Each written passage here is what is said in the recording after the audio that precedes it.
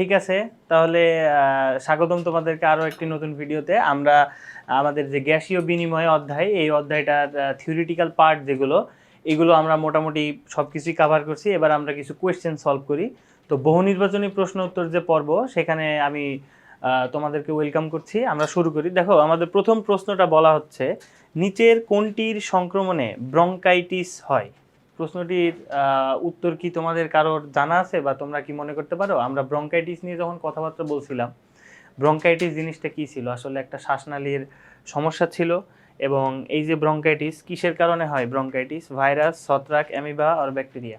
এটা হচ্ছে ইউজুয়ালি ছিল আমাদের ব্যাকটেরিয়ার কারণেই মূলত আমাদের ব্রঙ্কাইটিস ডিজিজটা হয়। আচ্ছা, এরপরে আমাদের পরের যে কোয়েশ্চেন, যে উদ্ভিদে গ্যাসীয় বিনিময়ে সাহায্য করে কোনটি? তো উদ্ভিদের ক্ষেত্রে উদ্ভিদের যে গ্যাসীয় বিনিময়, উদ্ভিদের গ্যাসীয় বিনিময়ে সাহায্য করে কারা? আমরা পড়ছিলাম উদ্ভিদের দেহের যে অংশ, উদ্ভিদের শ্বসনতন্ত্র পড়ার সময় আমরা পড়ছিলাম যে উদ্ভিদের দেহে কোন কোন অংশ ছিল। একটু মনে করো, দেখো, পত্ররন্ধ্র ছিল, লেন্টিসেল ছিল, মূলরম ছিল, এই তিনটাই তো ছিল, ছিল না? আচ্ছা, তাহলে এটার উত্তর হবে এটা। এই তিনজনই তারা মূলত উদ্ভিদের যে আমাদের গ্যাসীয় বিনিময়, সেই গ্যাসীয় বিনিময়ে মূলত সাহায্য করে।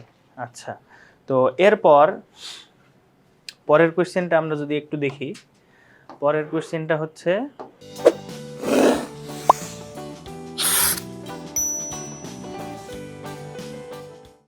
বলছে এখানে অহনার কাশি এবং শ্বাসকষ্ট, সেই সাথে তার বুকের মধ্যে ঘর ঘর আওয়াজ হচ্ছে।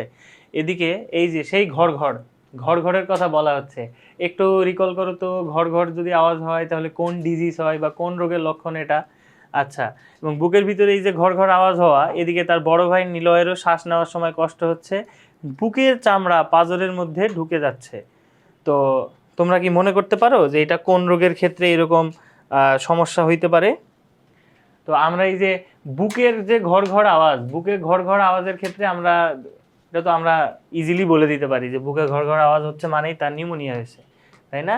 এবং নিলয়ের ক্ষেত্রে কি বলতেছে? তার বড় ভাই নিলয়েরও শ্বাস নেওয়ার সময় কষ্ট হচ্ছে এবং বুকের চামড়া পাঁজরের মধ্যে ঢুকে যাচ্ছে। তো এটা কোন রোগের লক্ষণ? কখন এরকমটা হয়? মনে করতে পারো? আচ্ছা, দেখো আমরা দেখি এখানে বলতেছে কি, অপশনগুলো দেখি। একটি জীবাণুবাহিত রোগ, সাধারণত জ্বর থাকে না, বছরের বিশেষ ঋতুতে এই রোগের প্রাদুর্ভাব বেড়ে যায়। তো এটা কোন সমস্যা হতে পারে বলে মনে হয়?